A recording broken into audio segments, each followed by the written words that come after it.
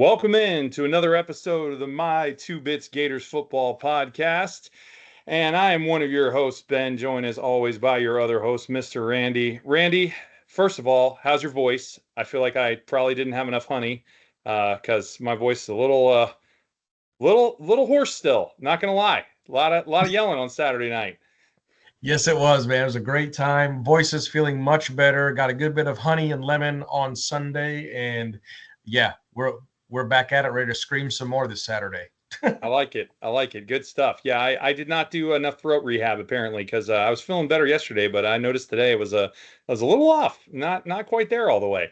I got you. So before we get into this, I got to ask you a question, and that is because this occurred to me kind of over the weekend here.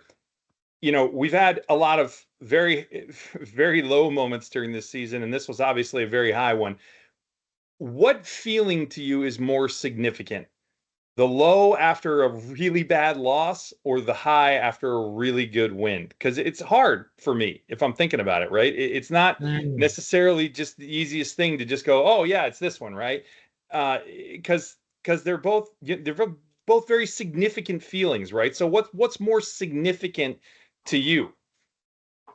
Wow. Heck of a curveball to start the show. I would say in lieu of, let's look at the sum total. What's happened this year? The fires, the media, just everything, the noise. This win, huge. Signature win in the swamp, regardless of LSU's talent and how they were as a squad, ranked number 22 in the nation. A win like this, the way that this was done, extremely more significant because I think this has a way of catching fire quickly, and I'm going to go with the win Saturday night in this fashion, in this way. All right, I dig it, and I think you make a good case there. I do. For the record, where are you at? So, well, you mentioned the talent. I think it's worth noting LSU's 8th on the team talent composite to our 12th. So they're a more talented team on paper than we are. You're supposed to be, for sure. Just saying. So, you know, regardless of their rank or how they're playing right now or whatever else on paper, that's a more talented team. And that's something that we have not done well against in Napier's tenure thus far. It might be the first time we've beat a team that was more talented. I'd have to go check that. But it's definitely one of the very few times, if not the only. So just interesting. That's tough. I was pretty low after Texas A&M. I'm not going to lie. That one was not a fun time. And when I look back at some of the times when I've been low, just ever, right? Not just this season, but just in general, there have been some rough moments. Losing games you're not supposed to lose, things of that nature, or taking losses that you just didn't think you were going to take in ways you didn't think you were going to take them, right? That can be tough, but yeah, the euphoria of a win that is a really solid win is pretty tough to beat because I can counteract that with, if we're going to talk any win, right? Just like we're talking any loss, can talk national title wins too. So I'll say the win. I'll say the win takes it. But it can be close at times. At times. So, I really like the points you made about this one, and I think we'll get into some of those as we go. So, to that end, let's get things started here in the way we normally would. So, little aside there to start the pod, but I wanted to ask that question because I felt it was super relevant after a heck of a win this weekend. Really, really great to see that and to be there with you. Really enjoyed that. Regardless of the state of my voice this evening. So we'll get things started here as always with our intro, our mission, our accuracy disclaimer, our vision, and our agenda. So as always, our mission is to provide factual analysis of all things Florida Gator football. Our accuracy disclaimer is that our information will always be accurate to the best of our possible ability. We will cite our sources whenever we use them, and all statistical data comes from either ESPN or stats.ncaa.org, and recruiting data comes from on3.com. Our vision is to have unfiltered conversation around the product on the field, as well as recruiting and overall coaching decisions. Our analysis will be based on review of film, and while we will express opinion, that opinion should always be based in some form of fact. We will also evaluate strategy and tactics and discuss our observation of player personnel decisions, as well as on the field execution. So, as always, we will get things started off agenda-wise tonight with the Oh My section. Plenty of choices for that section this evening, as opposed to what we were working with last week. Then we will break down the offense in the Chomp segment. Then take a look at the defense in Gator Bait. We will then have our visor throw segment, which may be a little smaller than normal tonight. It will be for me, I'll tell you that, which is, of course, where we talk about our complaints from the game, things we would like to see done differently or improve. We'll then talk a little recruiting, hatchlings, a little positive news there, which is nice for a change this season. We will then, of course, talk about the culture segment in Pride of the Sunshine. Going to be really hard to have a better segment than that, I think, tonight. And we will then potentially get to the worst segment of the evening with the officiating review and Move Back, You Suck. And boy, did they suck. And last but not least, we will wrap things up, do a little state of the program and where we think we go from here to close out the season and play Keep It or Pitch It, of course, for this week's game with the Rebels.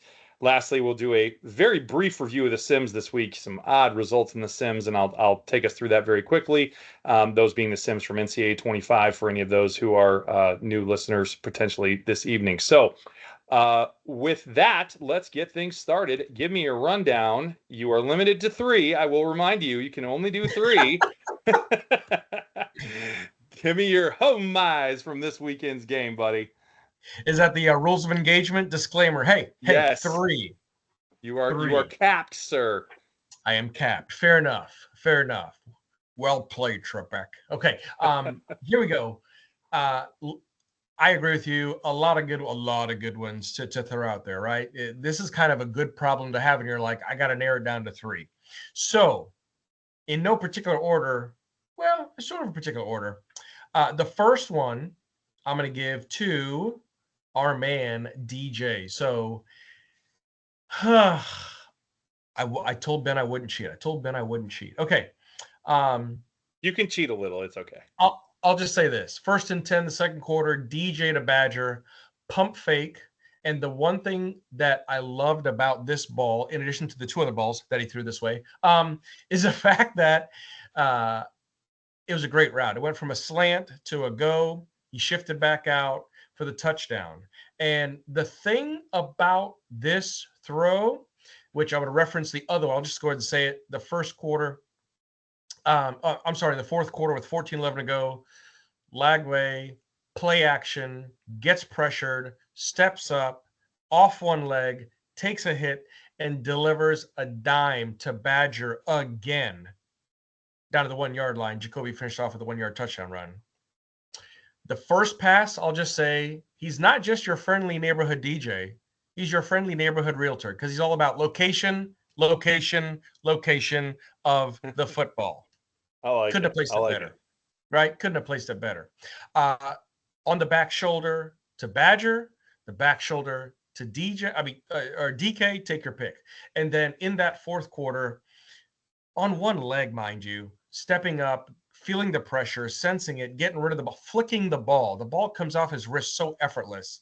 I always go back to the Samford game when you said, when he throws the ball deep, it's like magic. I'm very much a believer in magic. So the play that he made to step up in the pocket and deliver an absolute dime was phenomenal. Badger takes it down to the 1. Jacoby finishes it off. 2 phenomenal throws there. Okay, and my last one, I know I sort of combined those, but I was kind of excited. The last one, I'll say this: Jaden Baugh ran the ball, especially that 55-yard touchdown run. And here's the unique thing about it. I thought it was going to be bust or blown up because DJ turned the opposite way. Instead of a handoff, it became a pitch. It looked like LSU was able to sniff it out. There was a backer there or 2 that could have made a tackle. But I tell you what, shout out to Najee Harris. Shout out Hayden Hansen. Yes. Shout out to Badger for blocking on the edge to cover those bodies and free ball up to seal the victory. Okay, I won't cheat. I'll keep it right there, B. I'll keep it right there. How about you, man? Wow, that you really didn't cheat. Like you didn't stretch that at all. That's very good. I'm impressed. Thank you. I'm Thank you. I'm impressed. trying. I'm trying. Very good. Very good. I like it. I have not cheated either, for the record. I've kept mine to 3 as well. So there's a theme here. All right. So we're going to go with a theme. So we got the DJ pass to Badger, and it's not the theme that you had. It's my own theme. So just bear with me here.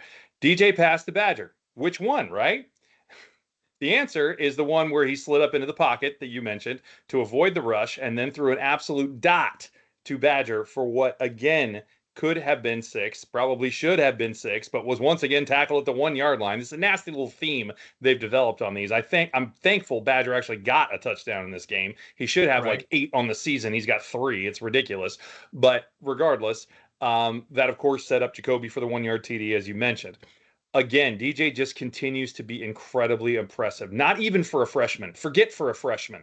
Just in general, right? The poise to feel the rush, slide up the pocket, and then deliver that in the face of pressure because there was a linebacker coming through the B gap there that got in his face right as he was throwing that. It's pure and simple good enough for Sundays. That's what we're talking about here. And this is a 19-year-old in his 4th collegiate start. Get out of here. Get out of here. What are you doing out there? Oh, and by the way, he had a, messed up hamstring still that he's playing on. I mean, it's getting to be a little ridiculous, to be honest with you. I'm not complaining, mind you, but it's getting to be a little ridiculous. His ability is just very impressive. Obviously, we still need a little more consistency at times. A few reads here and there that were, not perfect in this game. He got a little lucky not to throw at least one pick. But then again, there were also some other things that hindered him as well that we'll talk about later. So that's my number 1. Number 2, the sack by James. Which one, right? See the theme developing here? Nice. Love it. The answer is his second sack and the team's 6th sack, which is just ridiculous, and it wasn't their last.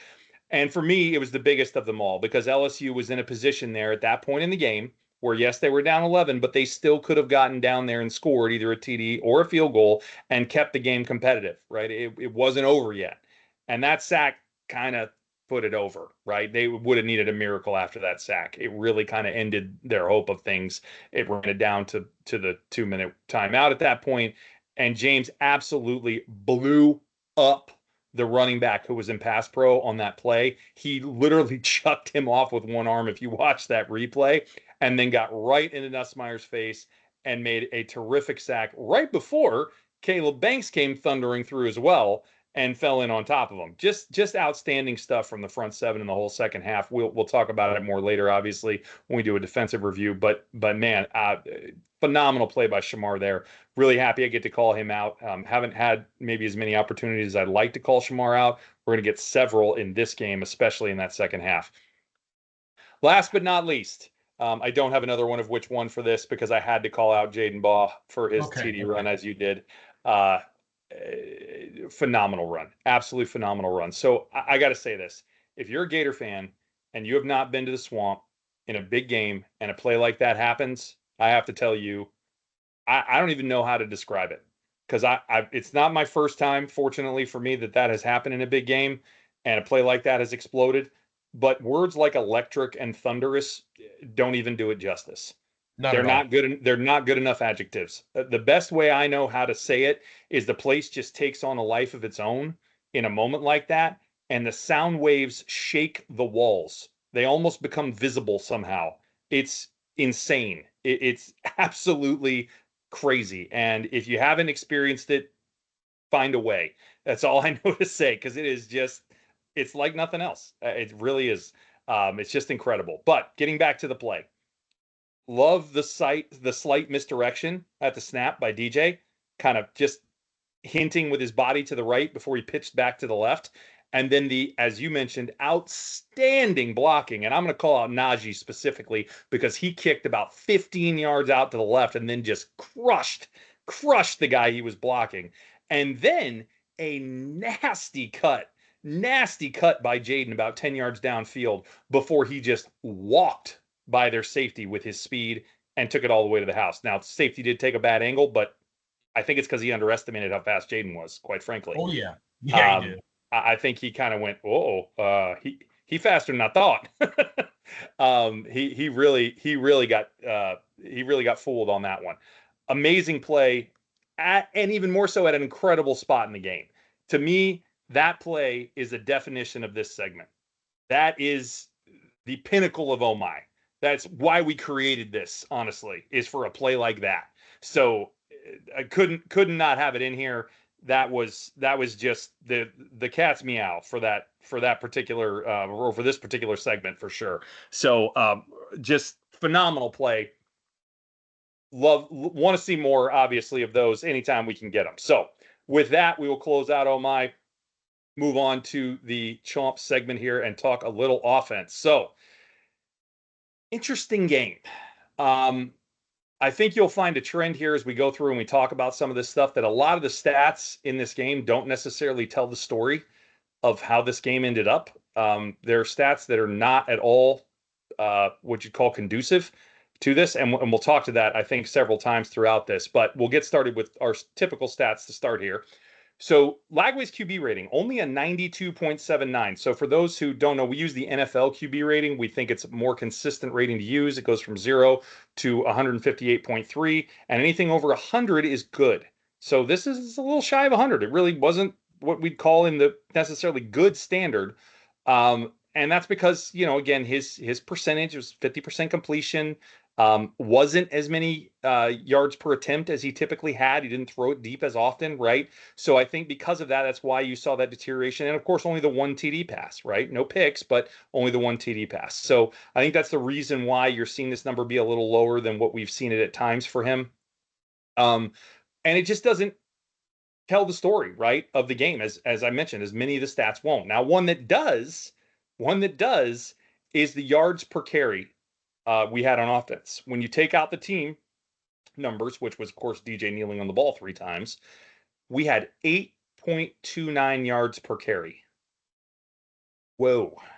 Oh my. Whoa, indeed. Oh my.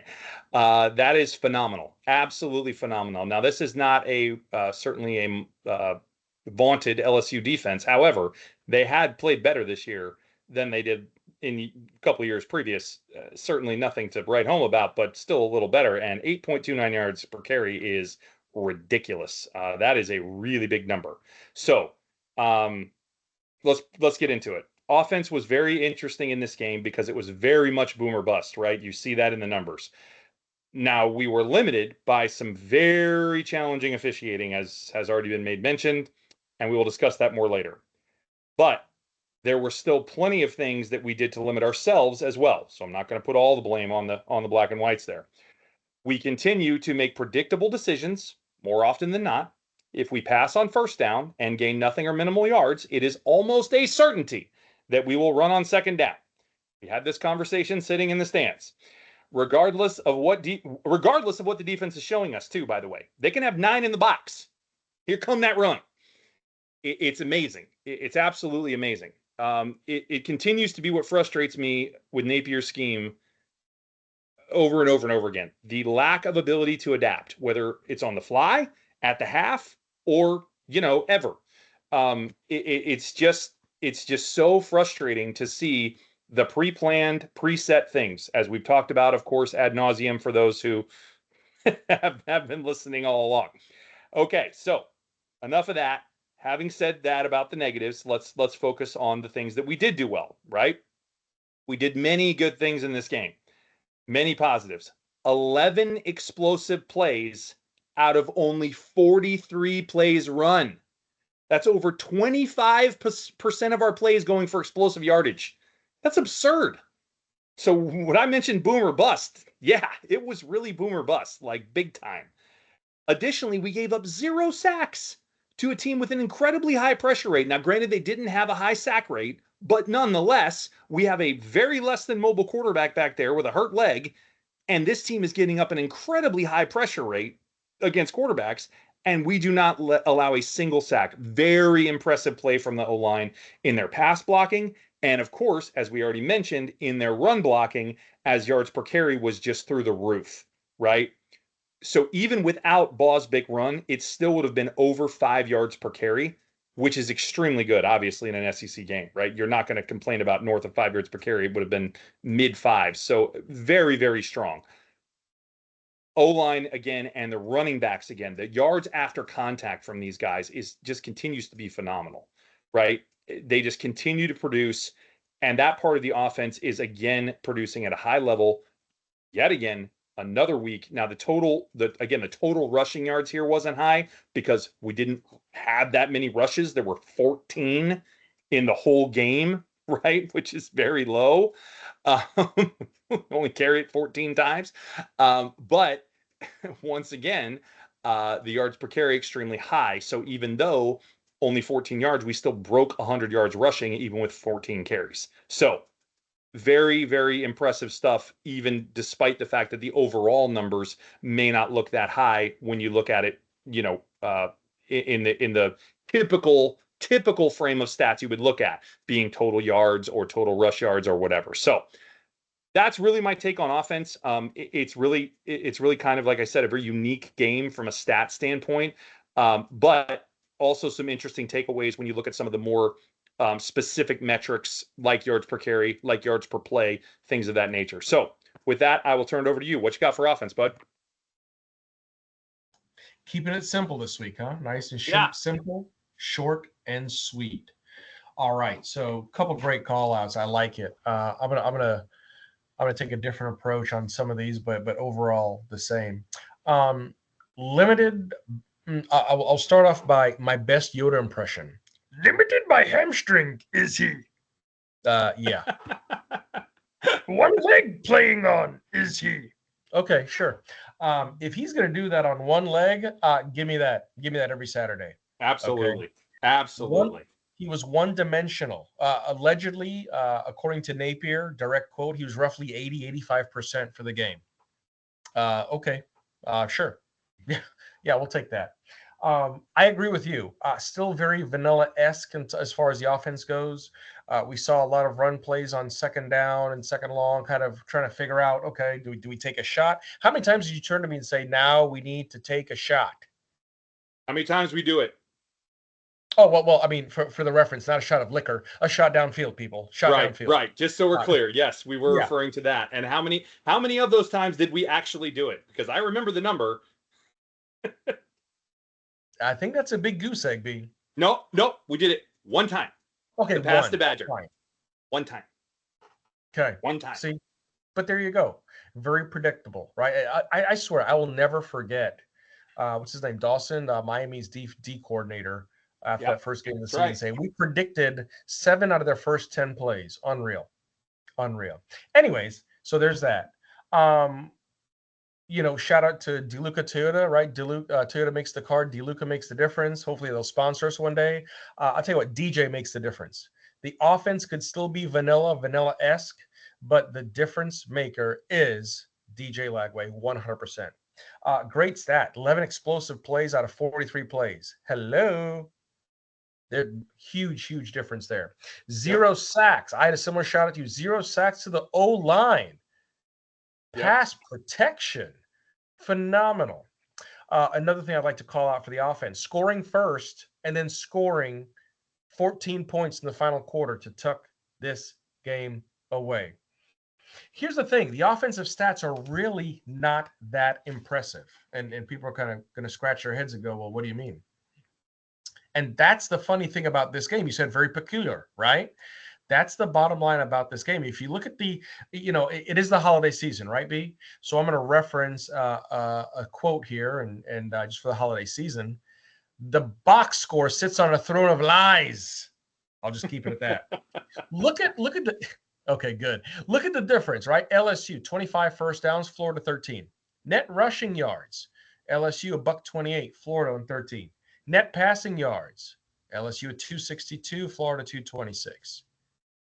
Total yards, LSU somewhere around 390, Florida 339.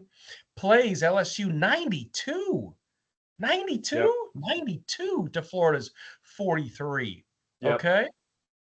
What the and then the last one I think is which is really unbelievable is TOP, time of possession, when it was all said and done, 41 minutes to 18 minutes respectively, 41-43 to 18-17. Yep. In the first quarter, 11 minutes to 4 minutes, and in the fourth quarter, 11:49 to 3:11. All these are in favor of LSU. Yep. All of them. So you look at the box score, to your point, B, and you're like, oh, yeah, LSU wins this game hands down. No, I don't think so. I don't think so. Great shout out to Montrell. He's back. First game suited up in a few weeks. Looked good. B and I saw him on the sidelines just itching to come in. Just doing everything he can do to get in the game. First carry, takes it in. Great 10-yard gain. But I tell you what, Jacoby and Jaden almost sounds like a segment on ESPN. Jacoby and Jaden, for as young as they are, they have just taken the reins on that back position, and we haven't skipped a beat. We have not skipped a beat. If anything, the backfield is in very good hands. So that's awesome. The other thing is not as much bubble and tunnel. Yes. LSU did it. LSU did, but when DJ's at quarterback, not as much bubble screen, tunnel screen, little dink here, little dip there. Big difference. We're seeing that vertical passing game come through again, even though off of. And B, you had a great point before the game because of which leg the hamstring was on, so it didn't affect the plant leg, right? Right. Huge thing there. Huge. And then the last thing I'll call out: average starting field position for Florida. B, I'm not sure if you saw this in the Sports Illustrated article, but UF started from their own 38. Interesting. 38. So very good use of that field, shortening the field. When you shorten the field, you can score in quick chunks. And well, clearly we did that because from a time of possession standpoint, it took me longer to eat my dinner. So outside of that, there you go. That's all I got for a Chom segment. Either way, regardless of the box score being on a throne of lies, regardless of everything else that we were outscored on, at the end of the day, Gators win, signature win, big win in the swamp. Question on that. I did not see that article. Did you have LSU's average starting field position? Oh, I did. You want What to take was a it? guess? 24. Close, my friend. 20. Wow, interesting. That's a huge gap. I mean, 18 yards is a massive gap. Oh yeah. That's interesting. Now I wonder what ours was after the penalties. Again, we'll talk later. All right. No. Well, no, really good summary there. I like some of the points there. I actually have some of those to discuss later in regards to the play count and the time of possession. I've got those I wanted to bring up later. Right. But we'll get there for sure. So I'll reiterate some of that. But yeah, no, I like it. I think it's a really good like you said, kind of additional take to the fact that the box score just doesn't tell the story here at all. So to that end, let's continue that theme in a way and talk a little Gator bait. Yeah, let's do it. I tell you what, man, the game started off kind of shaky, right? Mm-hmm. Nussmeier on the side. Okay, there's a first down. Nussmeier over the middle. Okay, there's no what's going on here? We know he slings the ball. We know he's top 5 in the nation, right? In passing, but come on, seriously? So here are the numbers. Nussmeier's QBR 80.27, 80.27. So as B mentioned, say again. I said not great. Not great, as B mentioned. We're looking for 100 up, and 80.27. Yeah, not so good. Not so good there. Definitely not. Yards per carry 4.74, and it is important to note that yardage per carry is without sack yardage because there was a lot of it. But yes, yeah, 4.74, right? So, defensive stats, not impressive in terms of yardage and plays given up. Again, I'm going to go with the same theme that I had for the Chomp segment. The box score sits on the throne of lies, okay? Real simple. Because let me break this down a little further. The third down conversion percentage, it was really tough for us to get off the field. as you saw. They allowed 13 for 24 third downs, 54.2%. Okay. Next thing, Yeah. snaps, 92 snaps. Time of possession, 41 minutes, 43 seconds. Wow. Wow. Yep. And here's and my thinking is listen to Billy. We want to play complementary football, both sides of the ball. And I'm like, okay, well, defense is going to be gassed. Okay. It's going to be absolute gas. We're going to go into the fourth quarter, and we're going to lose a close one because we're not going to be able to have the energy. We're not going to be able to have the momentum. We're not going to be able to get push up front. Boy, was I wrong, and I'm glad for it. I'll tell you what, this defense, the whole bend, not break mentality, we've talked about that before, but boy, they were more flexible than I thought. They just bent and bent, and for whatever reason, fourth quarter, it was like Frankenstein's monster. He just came alive. The other thing that was really tough to watch is 165 yak. That means stands for yards after catch. Nice stat. I don't know where you pulled Right? that one from, but nice. 55 more, ESPN, 55 more than Florida. Not something you feel good about, right?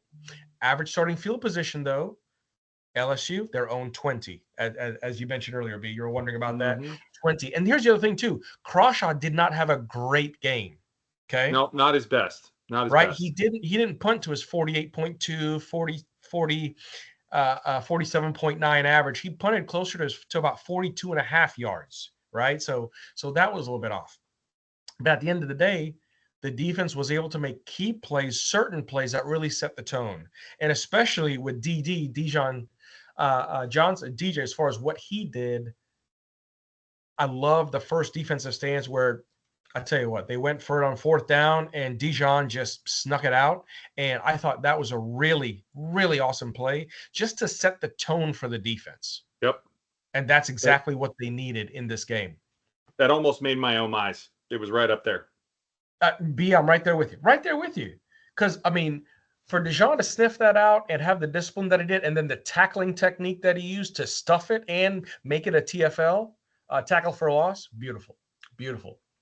Another thing I want to call out on the defense, you made a comment of him earlier, and I'll make a comment because this is the first game all season he has led the defense in tackling. Yep. All right. Number 6 on the jersey, Shamar James, 11 total tackles, 5 solos, 6 assisted, 2 tackles for loss of 20 yards, 2 sacks. Yep. 2 sacks. Big sacks coming out of linebacker spot. Number 2 on the team, Jack Pyburn, 8 total tackles. Tyreek Sapp, 8 total tackles. 4 tackles for loss, 1 sack. Miles Graham, four TFLs. 4 TFLs yes. for Sapp. That's huge. Yes. That is huge. Yes. No doubt. Miles Graham, 8 tackles. Trequez Bridges, 7 tackles, playing in a very unique role, switching between the quarterback position. Jaden Robinson, 7 tackles, right? Yep. Phenomenal play across the board. George Gums, Caleb Banks, folks, total tackles for loss, 11. Total yardage on that, 65. Get out of here. Get out of here. Yep. And not to mention quarterback hits, 6. Yeah, Nussmeier was just rattled because B. I don't know if you remember the comment I made to you at the end of the second quarter, almost going into halftime. Yeah, I don't like Nussmeier's jersey; it's way too clean. I do remember it. I do, and it's true. It's true, right? It was. And then somebody heard us. And then the last thing I'll say is LSU really struggled to finish drive. Yes, defense played lights out. They came alive in the fourth quarter, but LSU did have some struggles on some drives. And so I was looking at the drive chart as put together by the UAA. LSU had several drives. So 13-play drive, 6 minutes, 45 seconds, missed field goal. That was the opening drive, right? Second quarter, 15 plays, 7 minutes, 44 seconds, field goal. Right, another 15-play drive in the third quarter, 8 minutes, 40 seconds, field goal. Now, the reason why I point those 3 out is because those are 43 plays of their 92, 22 minutes, 29 seconds of game time, 6 points. Good job, defense. Yeah. Good job. No, for sure. For sure. Absolutely. Absolutely. Some really good points there. Some really nice stats, some really good points. And interesting stats there because I think those are a little more telling. Some of the ones that we talked about, right? The 7 sacks, the tackles for Yeah. loss. But then again, you flip it around and the yards per catch, right? Or the yards after catch, excuse me. Way too Yes. many yards after catch, right? I mean, we don't have a missed tackles number. We can never really get our hands on that. Unfortunately, we'd like to, but it's just not something that gets produced on a regular basis. Every once in a while, we can catch a week where we find it in an article, but it's just not something that gets published. So, we counted a lot, though. We counted a lot. Definitely double digits, which is not what you want to see. So, better than last week against Texas, certainly, but not Oh still yeah. not great. So anyway, just some interesting things that were kind of contradictory there. So it's an interesting game to look at the defense. First, I want to say something. We do not compare notes before. We do not share notes before this pod. For those that Oh don't yeah. already know that, who might be listening, Right. um, it's really funny because we end up saying some very similar stuff. I literally have in my notes, first half was all bend don't break, and you said the exact same thing. So it's just funny. We very much come to think alike in certain things on this. So I just find that humorous sometimes when I see exactly the same points from time to time. But anyway, No moving doubt. along. So No first doubt. half for sure was all bend don't break, except for obviously the one TD where we did break. Right, we had a coverage break. Denson got shook by a fake, and then Castell could not recover in time to come over and help clean that up. And I'm actually not going to put that on Castell as I might normally, but but I don't think that one was on him. That was on Sharif. He got cooked on that one, and it cost us. And a heck of a throw by Nussmeyer on that one with some pressure in his face. Credit where credit's due. That was a nice Oh, it ball. was. Yeah. That was a really nice ball. But but aside from that play, really, as Randy said, we were giving up a lot, but it didn't result in a lot of points, right? They scored 3 points other than that touchdown, right? Um, but ultimately, there were too many missed assignments and missed tackles, as I mentioned, in the first half to call it anything but average, I would say, for the defense. But then the team came out of halftime, and after that first drive, where I was a little disappointed, it was still somewhat disjointed. It seemed like some things maybe looked like they were starting to gel a little better, but then other things, they gave up a 3rd and 12 on a run, right? And then we missed some tackles on a couple of runs after that. But then all of a sudden it tightened, right? It tightened. And even though we gave up a field goal that first drive, it was a field goal on a 4th and 24. So all of a sudden, okay, we're getting there, right? And then it got much better for the rest of the game, right? Only resulting in 3 more points, right? The rest of the way after giving up a field goal in the first drive. And particularly that front 7 is who really stepped their play up, because I'll actually give credit to the back 4 really for most of this whole game. Considering their injuries, they played really well, but I'll get to that in a minute. The best illustration of the second half play would be, as you mentioned, Mr. Shamar James. He was seemingly slow to read plays a little bit, off his coverage a little bit, right? Not blown coverage, but just a little not quite where he needed to be. And he missed some tackles, quite frankly, in the first half. He missed a couple. Then he comes out of halftime and basically did none of that. He was all over everything, making plays, batting down passes, making tackles, certainly, and then, of course, adding both of his sacks in the second half. Phenomenal, phenomenal second half by Shamar. One of the best halves I've seen him play as a Gator, quite frankly. He was all over the place in the second half. Looked like an absolute animal out there. That's the kind of play I want to see from Shamar James. And frankly, I'm not exactly sure where it's been for a lot of this season. It's really what I expected to see out of him. I thought he was going to be a dominant linebacker in this league this year. He hasn't been. I'm sorry to say. He's been fine most of the time. But it's been a little less than what I expected, quite frankly. I expected more like what we saw in the second half of this game, and I was certainly glad to see it. I hope we see more of it in the last 2 games of the season. So, now, despite some of the missed coverages, as I mentioned, hats off to a depleted secondary here, right? You mentioned Bridges. A lot of credit to Dijon as well. Phenomenal play from the corners. And even the safeties, honestly. Most of the completions that came in the game went to the running backs or the tight end, as we know. Good grief to that tight end there to eat our lunch. And the secondary, frankly, did pretty well for taking away the receivers for most of the game. Honestly, the receivers did not have a ton of yards, not even a ton of catches, right? We really did a good job of taking the receivers away, and that's not something that's necessarily that easy to do against LSU. I mean, they complete passes to their receivers. They do. It's not like they just complete them to their tight ends and their running backs. They do that as well, but it's not all they do. So hats off, honestly. That was not an easy assignment.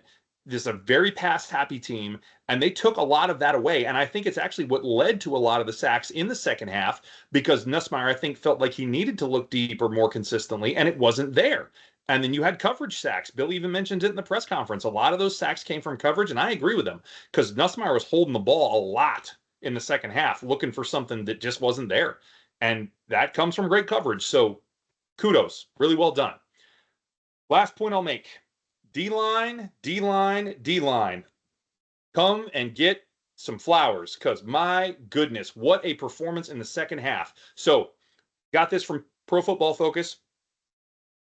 The rotation of the D-line in this game. So how does a D-line survive a 92-snap game? The answer is rotation. We talked about this before the season even started. We said we weren't sure that the talent across the D-line was necessarily better than what we had certainly as starters last year, right? We lost Princely. Obviously, we'll see him next week. We lost some talent up front there that I'm not sure we replaced in terms of overall starting talent, right? And I would still agree with that. However, we added depth and depth and depth. We rotated 14 players on our defensive line during this game. Are you kidding me? 14 players played at one position or another in our D-line. Yes, 10 sir.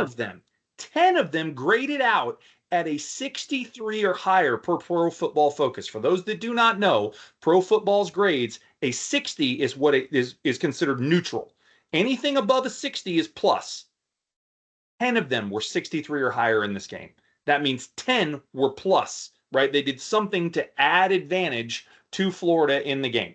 Now, marginal different degrees, but I will tell you that two of the highest rated players in this game in the 80s, please, which is phenomenal play, were on the defensive line. So outstanding. I mean, round of applause. It was so good, especially in the second half. And I will give a huge shout out to Caleb Banks. Phenomenal performance. He talked about it after the game. He felt like LSU got him last year, felt like he really got blocked up in that game last year, did not have an impact. And boy, did he did he change that this game. Phenomenal push up the middle. Obviously, the fumble forced and recovered on the same play. The sack he had as well. I mean, just what a game. What a game from Caleb. Absolutely huge difference maker in this game. And obviously, of course, the sacks in general, but I'm calling him out specifically because I thought he was next level in this game for his play, in particular in the middle of that line. But really, the D line as a whole all deserve just a ton of credit. They really made an impactful difference in this game, again, especially in that second half. So, like you said, we were talking about Nussmeier just wasn't dirtied up enough. Well, that obviously changed in the second half. And for those that don't know, LSU had 6 sacks allowed on the season coming into this game, and we got them for 7.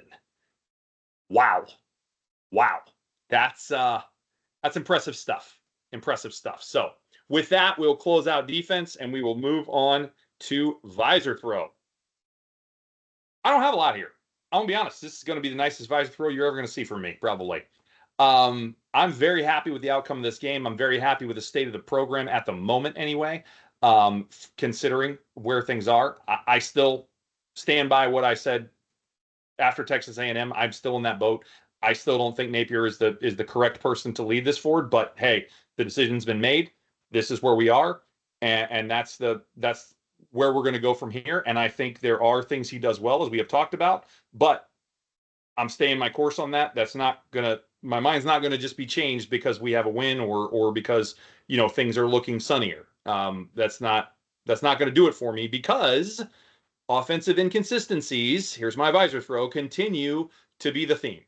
I can say I actually did like a play call or two in this game. There were a couple things with some routes that we did. We did a really nice little split route out of a double wide receiver set at the bottom of the route. One broke in, one broke out at the same time. Really nice little concept. Something I don't recall seeing before out of Napier, which, hey, little variety. Okay, I liked it. And it turned into a solid game for Badger up the sideline on and out. I liked that, but it's not consistent enough. And it's still not taking advantage consistently of what you have at your disposal. Tank was in the game for how many snaps? 5, maybe? Not enough. I mean, you've got all this speed and you don't use it. I don't understand. I don't understand. Just again, as I said before, you've got to be able to adapt. You've got to be willing to audible when it makes sense. And you have to have more wrinkles than what we see on film week in and week out when we look at this stuff. You know, again, I mentioned one. Hey, that was great. There's just got to be more. There can't be one or two or none when we look at this stuff every week. It's just not enough, and it's not going to be enough to get it to the level that we want to see. Frankly, I don't care how good DJ is.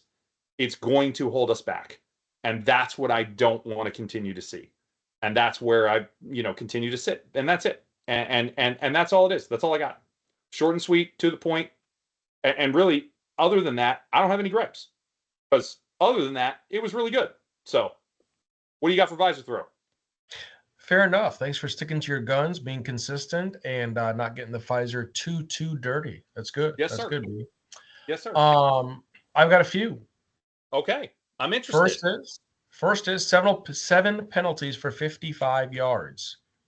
Some of that I'll defer to the Zebras. Yeah.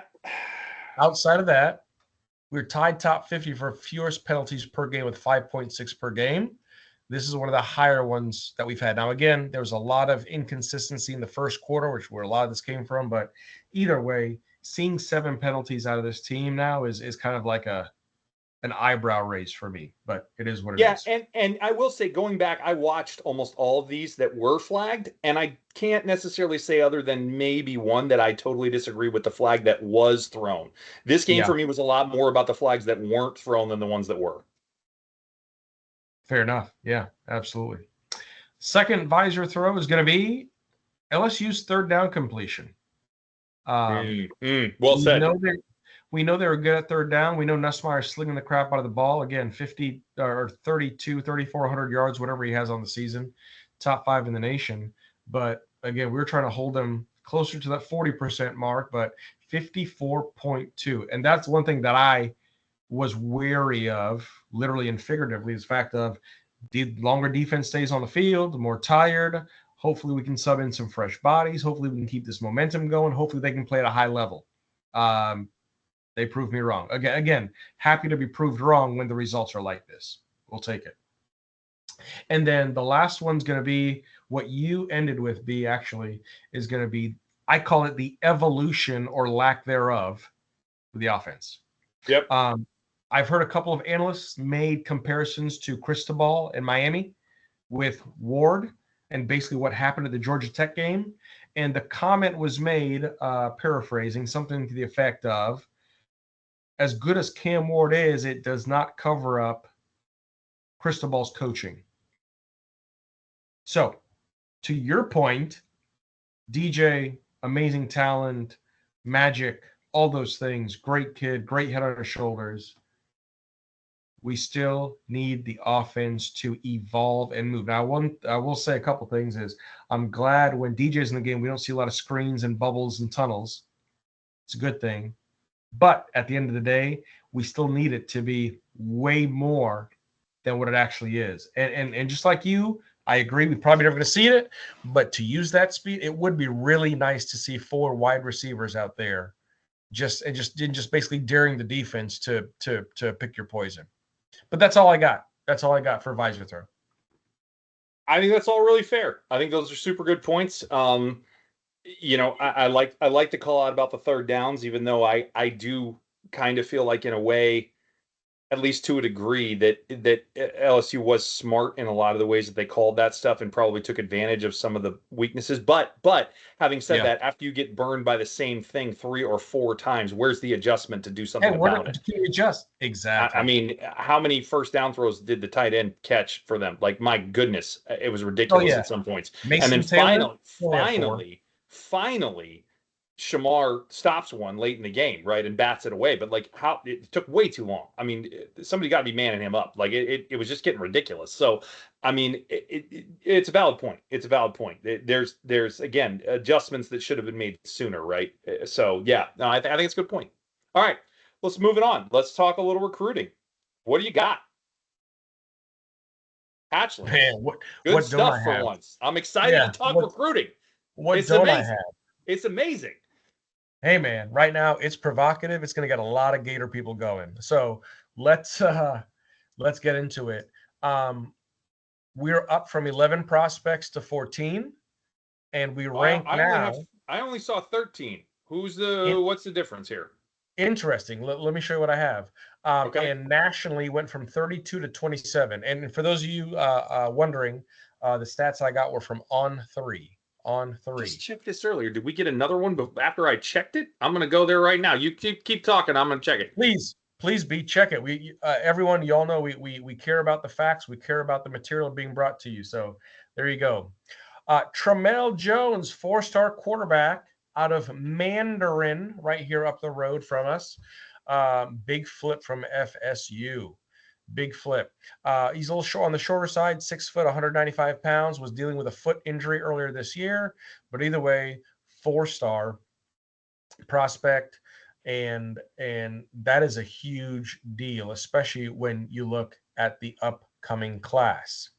Stefan Shivers, 4-star defensive lineman out of Tennessee. Big flip from Georgia, especially like this one. To get a flip from Georgia, a flip from FSU, sure we'll take, but for Georgia, even great. This kid's out of Tennessee, okay? Defensive lineman. Get this, folks. Get look at these measurements. 6'4" and a half, 6'5", 380 pounds. What?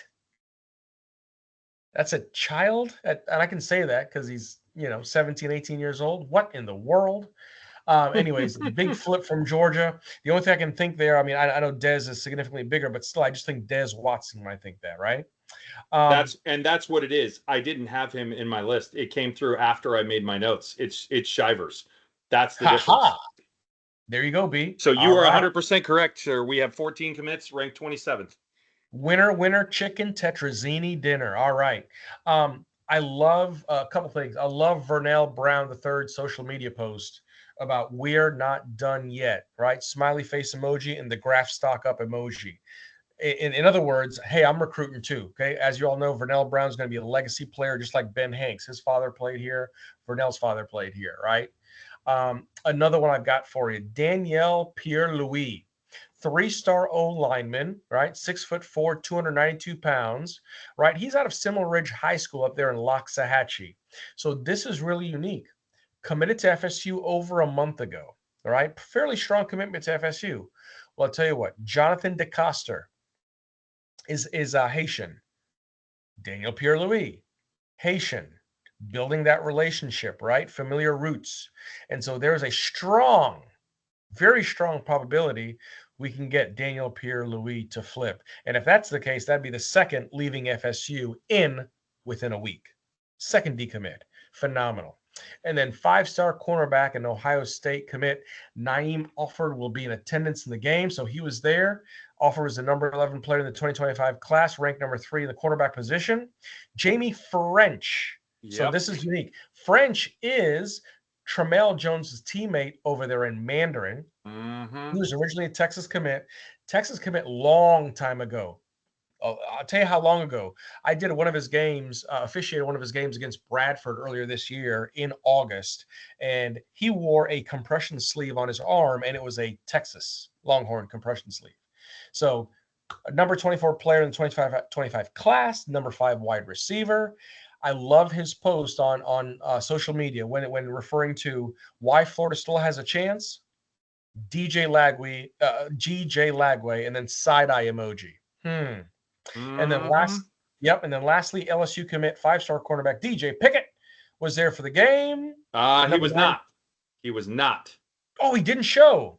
He did not, and we will get into why that was and why it may have been a good thing, but he did not. There was some conflicting reports on that. He was supposed to. Okay, never mind. All right, thanks for the correction. But anyways, no worries. Number 9 player in the class, number 2 cornerback, right? And Pickett, of course, a Florida native, just like French and just like Tramel Jones. That's it. Sorry, a little bit more extended version this time because of all the action going on. What do you got? It's good. So I have most of the same stuff. Obviously, the biggest news being Tramel. Actually, did you mention the kicker? I might have missed it if you did because I was looking stuff up. You know what? We might have mentioned the kicker last week, but yeah, number 1 rated kicker in the nation, Noel.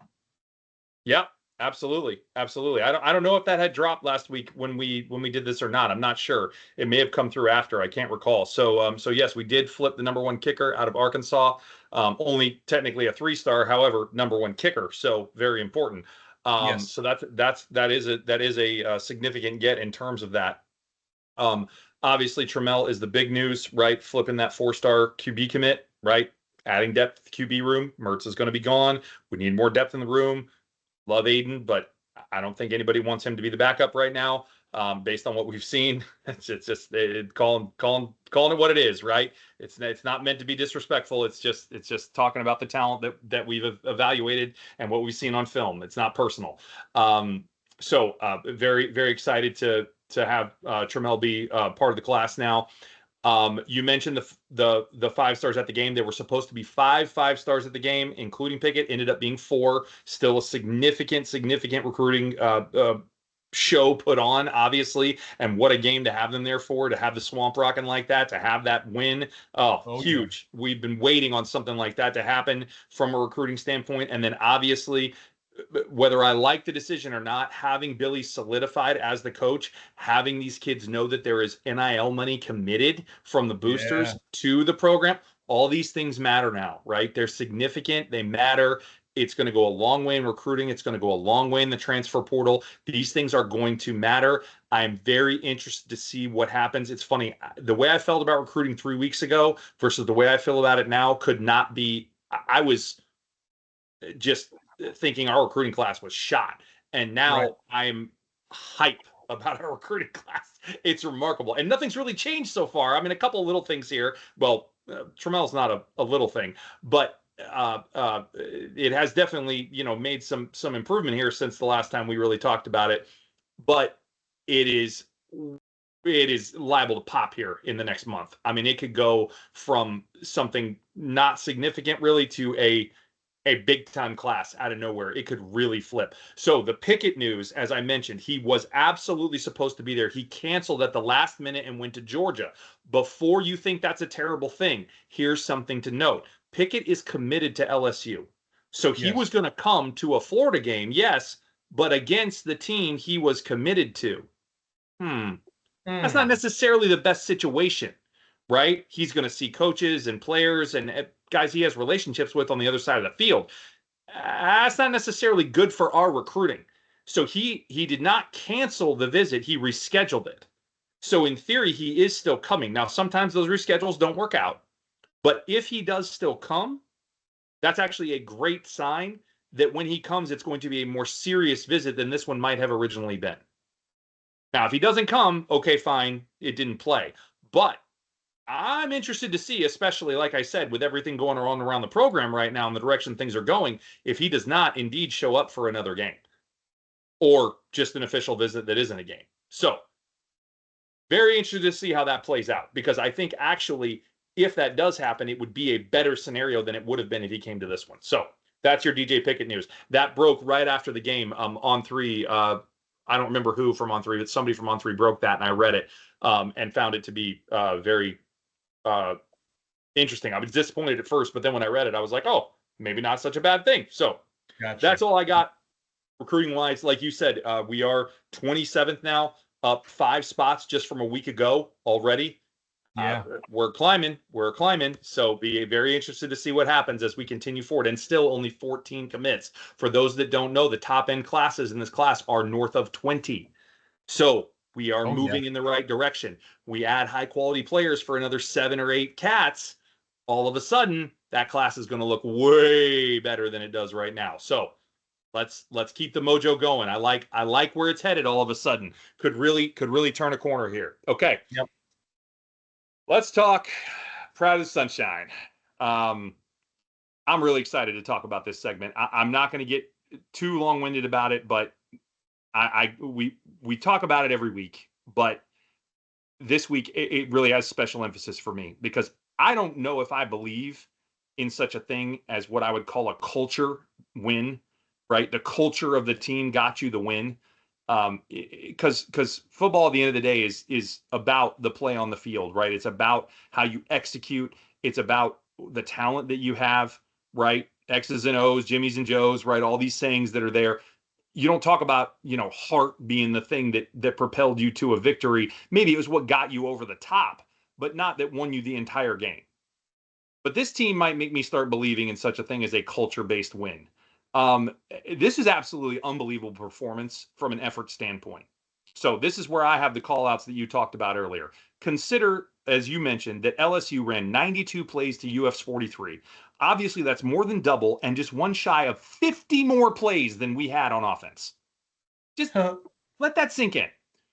Additionally, as you mentioned as well, time of possession, 41 minutes, 43 seconds to 18 minutes and 17 seconds. That's basically 3/4 to 1/4. Just shy of 3/4 of play to 1/4 of play, they possess the ball to us. It's wild. It's wild.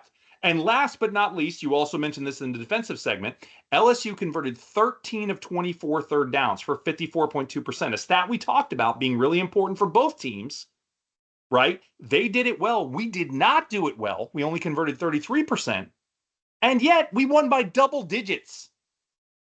According to both the Sims and what we saw in every simulation I ran last week, that was not supposed to be possible.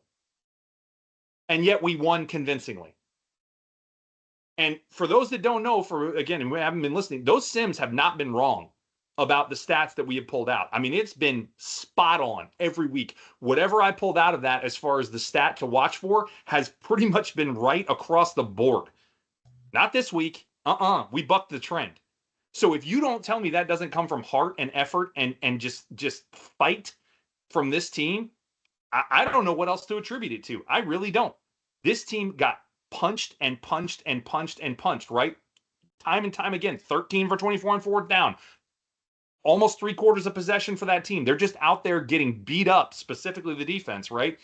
But even when the offense was out there and it wasn't working, they just kept fighting for it all night long. Quit isn't even the right word. Like, they didn't even stop getting it 1,000%. It's nothing short of amazing. It really is nothing short of amazing. Randy and I talked about it as the game was going along, that the stats simply didn't reflect it. We talked about it tonight. And we're just sitting there trying to figure it out in the stands near the end of the game. We're like, how is this the score? We're looking at third downs. We're looking at first downs. Number of first downs was like 2.5 to 1 in favor of LSU. Like, how are they winning this game? It goes against logic. And that's where you just have to go to, clearly one team wanted it way more. And that's like a thing that I kind of hate saying, honestly. It goes against the study of film and things that we do on this analysis that we break down. But I don't have something else that I can point to here, really. There aren't key stats. Yes, the explosives, yes, the sacks, right? There are some things we can pull out. But at the end of the day, these numbers were overwhelming in LSU's favor, and we only had one turnover. So it's still hard to justify how some of those numbers get you to a double-digit win, aside from one team just giving it every ounce they had and the other team not. And that's really what it looked like when you were there watching it. I'm not saying LSU didn't care, but they weren't fighting the same way. They just weren't. They weren't clawing for every inch, and we were. And that was evident. And that goes back to the way this team has been since that first bye week. Before that first bye week, I don't know, it's a little dicey. But after that first bye week, man, hands down. So that's what I got. I know I said I wouldn't get long-winded, and I kind of did anyway, but that's my pride of the sunshine. What do you got, bud? I don't care that you did. I loved it. Well done. Well said. Um, and yeah, we did do a lot of talking in the stands as far as what is going on. Look at the third down discrepancy. Look at the time of possession discrepancy. I mean, one can say that yardage discrepancy, but moreover, third down and time of possession discrepancy alone, you're looking at just going, yeah, there's no way the score is what the score is. And that's, I think, that is the X factor, as Coach Napier would like to say. The culture and what he's been trying to get this team to buy into over the past few years and trying to mold and shape and the discipline and everything else that comes with that. We really saw those attributes on display in this game. So a couple things I'll lead with. The last 10 games against Louisiana State University, we were 3-7, including a 5-game losing streak between 2019 and 2023, which is the longest of the series. Okay.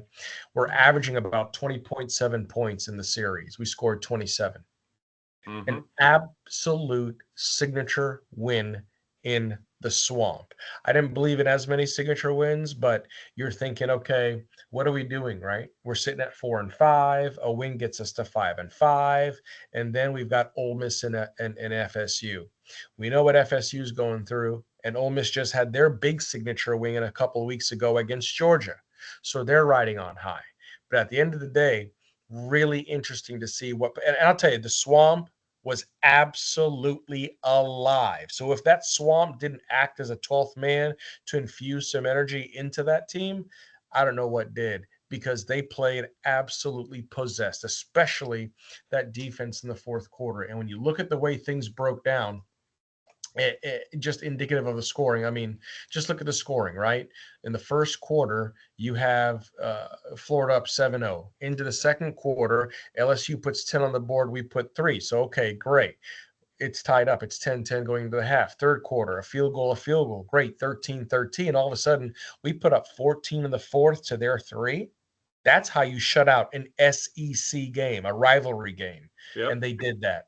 And to your point, B, it would not have been anything outside of culture and grit and guts and playing for your next for that man right next to you. And that's what he's tried to instill, and that's what they did tonight. I think people are still stunned that players are this bought in amidst all the adversity, all the noise, all the hot seats, all the talk, transfer portal, NIL. Is he going to be around, not be around, regardless of the outcome that a lot of people might not like? Strickland backing Napier meant stability of the program, and then we're seeing it in the recruiting channels come through. And all of that only works with one thing: a strong backbone of a culture. And the last thing I'll say about Pride of the Sunshine, shout out to Coach Napier. He made good on his promise. He did the gritty after the game. It needs work, but he did the gritty for the team. So kudos to you, Coach. Yeah, I like that. I saw that come up on I think it was McCrae's Instagram. I didn't watch that, but I saw it on a video on Facebook. One thing I will say in regards to that, I've heard a few different things over the past few weeks when the wins weren't necessarily there. You know, that oh, this doesn't matter and it's not that big a deal, and yeah, there's plenty of players that like to play for their coach, and I've heard that several different places that it just wasn't that significant. Well, first of all, I think it goes beyond them just liking to play for their coach. It's not just as simple as that. Again, I've said all along, we've said all along that this is a culture that he's built that is second to none, in my opinion. I mean, he's really done a very, very good job of putting this together, not only with how he's instilled these things to the team, but also the group he's put together to make that work, right? That's important, and that does really matter. We've talked about that for a long time. But beyond that, I posted yesterday on Facebook under the Two Bits channel that Herb Street called it out on X, that there is actually, he was actually calling out about how impressed he was with the culture that he was seeing because of how much fight the team had, considering exactly what you just said, that they're 4-5 and that a lot of teams could have fallen apart. And this was before the game was over. And he was saying, regardless of the outcome, he's like, I don't know whether they're going to win or lose, but man, they're playing impressively hard considering. I thought that was really cool to see that get some recognition at a national level like that, because you don't always see it that way. So just, it is more important than just the players liking to play for their coach. It just is. It matters. And I'm not saying it's always enough, and I'm not saying it's always the thing that's going to get you over the hump or win you games. I think it did here, but I don't think that's always going to be the case, and it does take more, right? It's not the only piece. We've talked about this. It's a great piece, but it's not the only piece. But man, it is really strong, and in this particular group, it's as strong as I've ever seen. So really love seeing it, and really hope it continues to be a binding factor for the teams we have going forward, this team and those to come. So with that, I'll close out, move on to move back. You suck. And boy, did they. Here we go. I'm going to go through it as quickly as I can. I don't have that much to get to. I kind of made the point earlier. I don't think that the calls were necessarily wrong in most cases. There might have been one hold that I don't agree with on Florida. I believe it was on Barber. It's questionable to call it, but it wasn't totally egregious. However, the one-sided nature of the flags was not okay. Multiple calls that were very clear that, again, were being flagged on Florida, not incorrectly, but flagged nonetheless. And it was not balanced in its calls on the other side. Multiple holding calls. I mean, multiple holding calls. I went back and watched on the video just to make sure that my eyes weren't deceiving me in the stadium. They were not.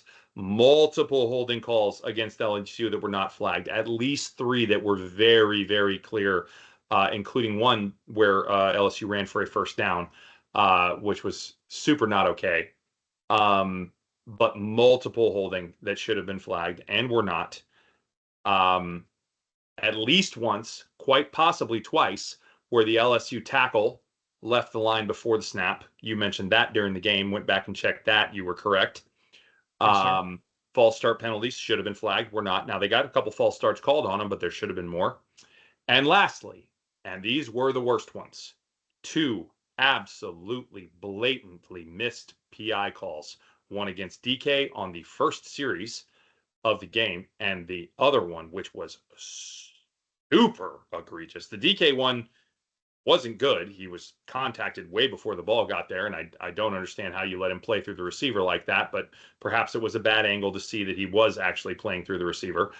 But the hold on Badger to prevent him from being able to run down the ball was just egregious, and I have no idea how you do not flag that. I really don't know how you don't flag either one, but that one in particular was just completely ridiculous. Not balanced. Again, the flags that were thrown were not wrong for the most part, but the ones that weren't thrown, plentiful. We've talked about this multiple times, that we don't want to see officiating cost a game. That's why we do this. 1, because Randy does officiating for high school, so he has a new perspective. It's part of the reason we do this. 2, because we feel that every piece of the game should be analyzed, not just the play, but also the officiating. It's not because we're trying to call out refs, right? So or just call them out when they're bad for Florida. We will call them out regardless of their performance, or praise them for it when it's good, which we have done. It's important to look at this because it needs to be considered regardless of the situation. And again, that's why I went back and looked at the ones, because I thought a lot of the ones that were being flagged on us during the game were wrong. They weren't. They were correct. But when I went back and looked, those ones that I thought should have been flagged, yeah, they definitely should have. So really tough to see it so one-sided. And again, it was one of those situations where these things can affect the outcome of a game. Again, fortunately, it didn't here, but man, it was starting to lean like it might have at one point, and I was getting real hot. I was losing my mind a little bit. So fortunately, that's not what happened. I feel like we've flirted with that edge a couple times now this season, and again, fortunately, it hasn't mattered. But when it does, I that is something I just cannot abide. So it's really tough for me when those go that way. But regardless, that's my thoughts. Where are you at on the officials for this particular game? Yeah, I think I'm right there. Jeff Heeser, not a bad referee. Unlike Mr. Hendricks, one of the most egregious in all the SEC, but it is what it is. To your point, B, discrepancies. Florida, 7 penalties, 55 yards. I mentioned that earlier. What I did not mention, LSU, 3 penalties, 25 yards. That's it. And yeah, to your point, when we went back and looked at it, sure, was there a face mask on TJ? Okay, get that. All right, Barber. Okay, moving. But at the end of the day, I'm not sure exactly what you saw, but I saw that were not called, that were in my belief fairly obvious. Okay, and I think it mainly happened at the right tackle position. 3 false starts where that guy moved very early, well before the ball was snapped. And I was talking to it about it with another official. He said, well, they kind of snapped the ball a little bit slow. I'm like, okay. And he still got a jump start off the line. So tell me I'm wrong. No, you're not. Okay. So we'll take that. Outside of that, the DPI, especially when you have a receiver with one hand extended and you have a DB or corner, right, with 2 hands on that receiver's one hand, pulling and restricting. I don't know how you don't call that. And, as a deep wing and you're 7 yards off the play, I don't know how you see 2 hands versus one. That is by definition an advantage, positional advantage. Should have been called, should not. And it wasn't. So again, to your point, you never want to see calls like that affect the outcome. Thank goodness they didn't need them to. But either way, it still shocks me for the SEC, for the amount of money, for the media money, for everything else that's on the line, the officiating out of all the conferences. And I get it, stronger, bigger, faster conference. The officiating, there is still much to be improved. I'll just leave it at that. Yep. Fair enough. I think that's a good assessment. So we will leave it at that and we'll move on. Let's wrap this thing up and take it home here. Closing thoughts. What do you got? Where are you at for where we're at with the team and where we go from here? Yeah, man. B, we're 5-5, 2 games to go. The season is almost over. Tumultuous season, coin flippy of a season. It's really interesting to see what's transpired this year. I think the main thing that's taken up the noise is just hot seat and Napier. You say hot seat and you see Napier, that essentially has just, been a resounding voice over this entire season. And yet we've managed 5-5. 2 games in there, we lost that we probably should have won. Should we be at, 7-3? Maybe, maybe not. But at the end of the day, I love the fight, to your point, the culture, it's there. The compete, it's there. The no quit, it's there. The injury bug. B, I really didn't anticipate us being this injured this year. No, definitely not. Absolutely unreal. Injury bug, please go away. If I say it 3 times, is it the opposite of the other guy, Beetlejuice? Like, do they go away, not appear? So yeah, if we can get the injury bug to go away, and that's the thing, strength and conditioning seems to be working because we're finishing games in a relatively strong fashion. No, again, absolutely. Nobody looks tired out there. Right? Again, outside of a twisted field, a sick field in Jacksonville, and outside of some right and some bang plays, and some freakish plays with an ACL, but at the end of the day, really proud of what these guys have been able to do to construct, deconstruct, reconstruct, to try to save this season. If this was a signature win in the swamp, And if they can change, be the change factors, be the change agents, and do something special next week, I don't know what we call it, B. I don't know what we call it. But back-to-back wins like that in the swamp would set this season on fire, and then finish it off at Doak Campbell, where they're 1-9, would be absolutely phenomenal. What a way! I mean, last year we know what happened: 5 losses in a row. Not the way we wanted to finish the year. Could you imagine finishing the year in a win fashion to put us above 500? I'm not trying to put the cart before the horse.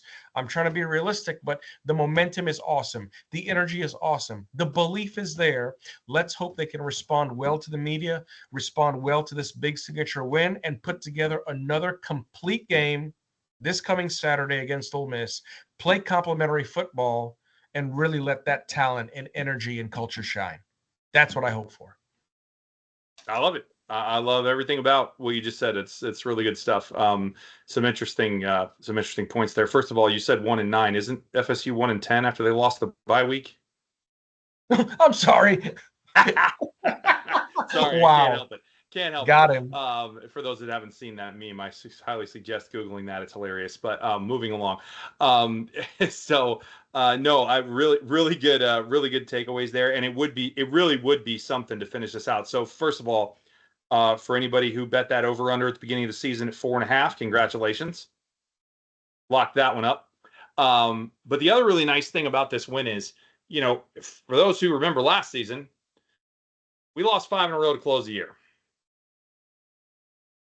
I was in play this year. Maybe not 5 in a row because Florida State, man, if we lost that one, whoo-wee. But though if we didn't get DJ back, it was possibly in play. But it was definitely in play to lose 4 of these, right? I mean, that was in play, and This team didn't let that happen. That's over now. That is not going to happen. No matter what goes down, these last 2, we are not losing the last 5 games of this season. And we're probably going to go 2-3, which is what we kind of called for, right? We called for 2-3 in these last 5. And I think that's very, frankly, acceptable, considering what kind of schedule it was. Now, listen, maybe we go 3-2, like you just mentioned. That's on the table too, potentially. I'm not calling for it. I think Ole Miss is playing really well right now. They're coming off a bye. Yet another team coming off a bye. So if you're counting scoring at home, that's Georgia coming off a bye. Yes, we were too, but Georgia coming off a bye, Texas coming off a bye, Ole Miss coming off a bye. Of our last 5 opponents, 3 of them coming off byes. Jeez Louise. Tough. You thought the schedule was hard enough, right?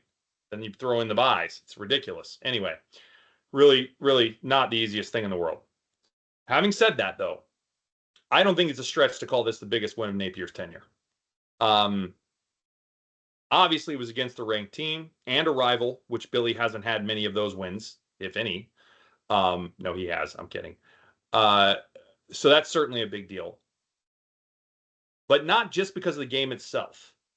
It was more critical because of the timing, right? Coming off the Texas loss, but also with the announcement of Strickland and knowing what they're trying to build with the portal and with recruiting, with the NIL dollars, right? Everything we've talked about. This was just massive. I mean, this was huge. Talk about a momentum swing like you talked about. Honestly, I'm not sure if it even matters. I mean, it matters.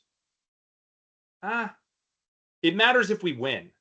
I don't know that it matters that much if we lose next week. We're kind of in a win-win scenario, which is great, right? It's a great place to be going in.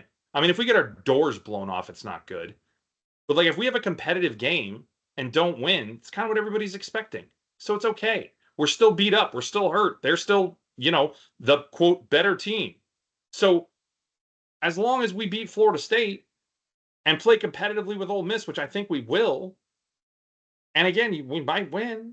I don't know. It's going to be interesting. It's going to be interesting to see. It's a really interesting spot that this game put this team in. And I'm curious to see where it goes. I'm curious to see what happens with the bowl.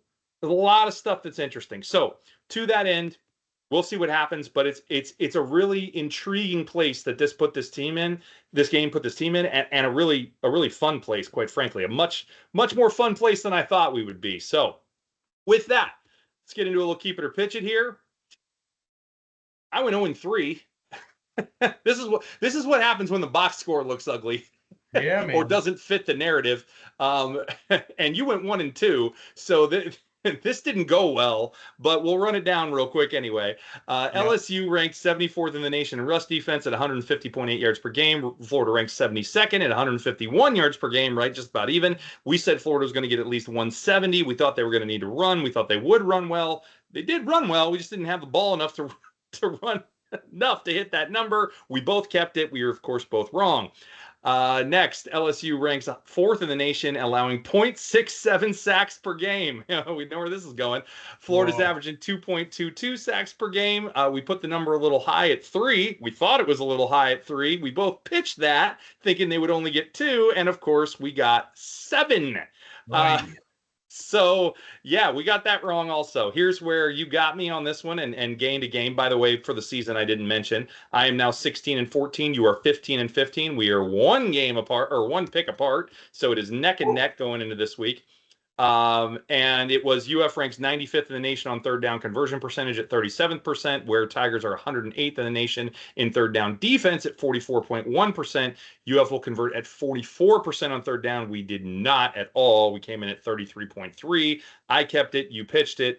And yeah, you got that one right. So, and yet we won the game, even though I thought that would make us lose the game, and it did not. Yep. So again, things that make you go, on that one. So, Oh, yeah. time for Keep It or Pitch It this week. Are you ready? Let's go. Let's go. Okay. Ole Miss is ranked number two in the nation, averaging 365.7 yards per game of passing offense. Big number.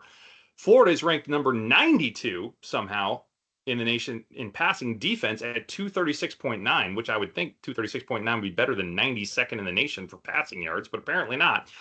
Florida will hold Ole Miss under 300 yards passing this weekend.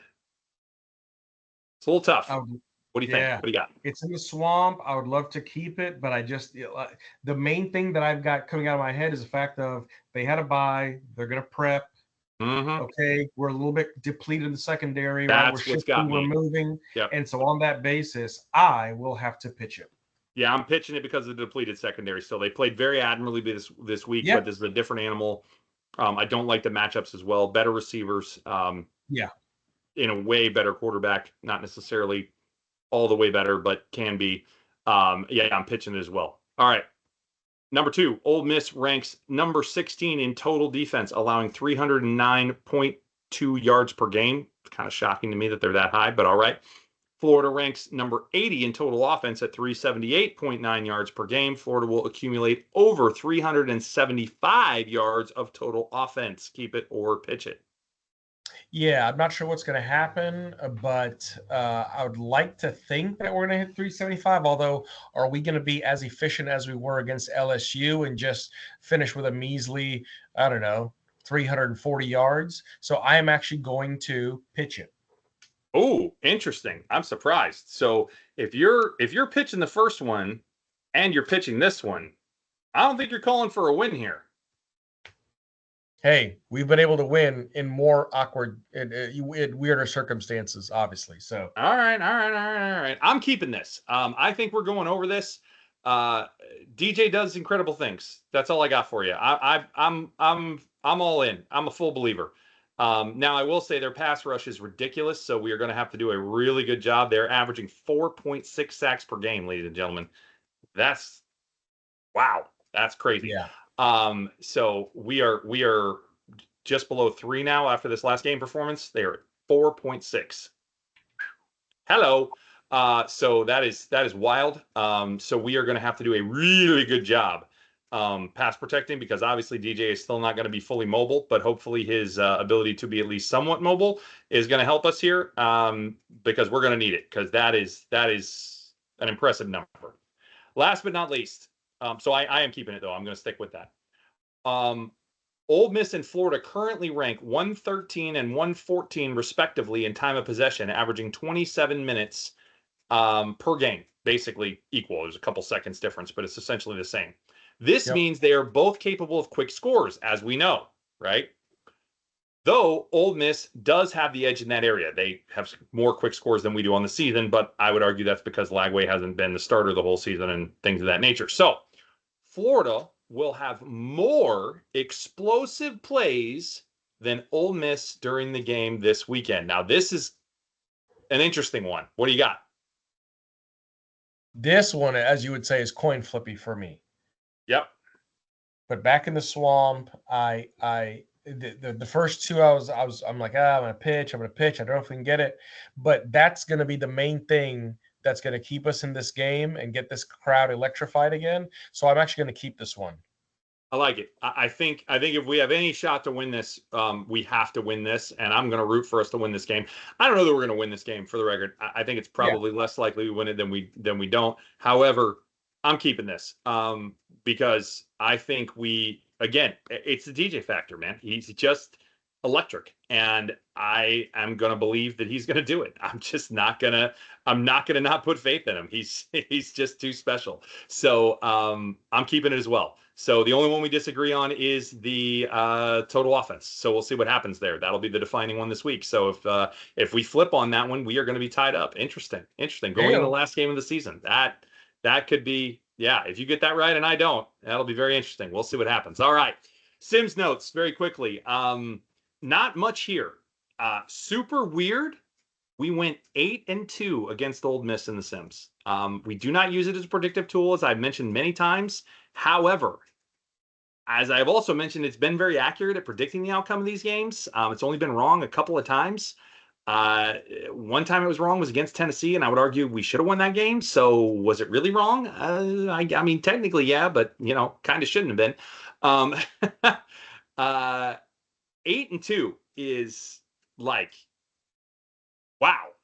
The only other teams we've had that kind of margin against, we won definitively against. So kind of weird. I don't really know what to make of it. I'm going to be honest with you. And there really weren't trends in the numbers that I could find in a 10-game data set because I always run 10 sims. Numbers were all over the place. There was no metric that really stood out between the wins and the two losses. I can't really point to anything. It's kind of interesting. I don't have something that I can pull and point to this week. I'm sorry. I wish I did. All I've got for you is we went 8-2. So we'll see what happens.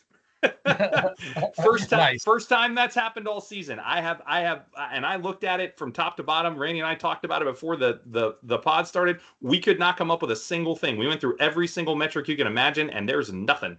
There is nothing that points to an indicator of any kind. So, TBD.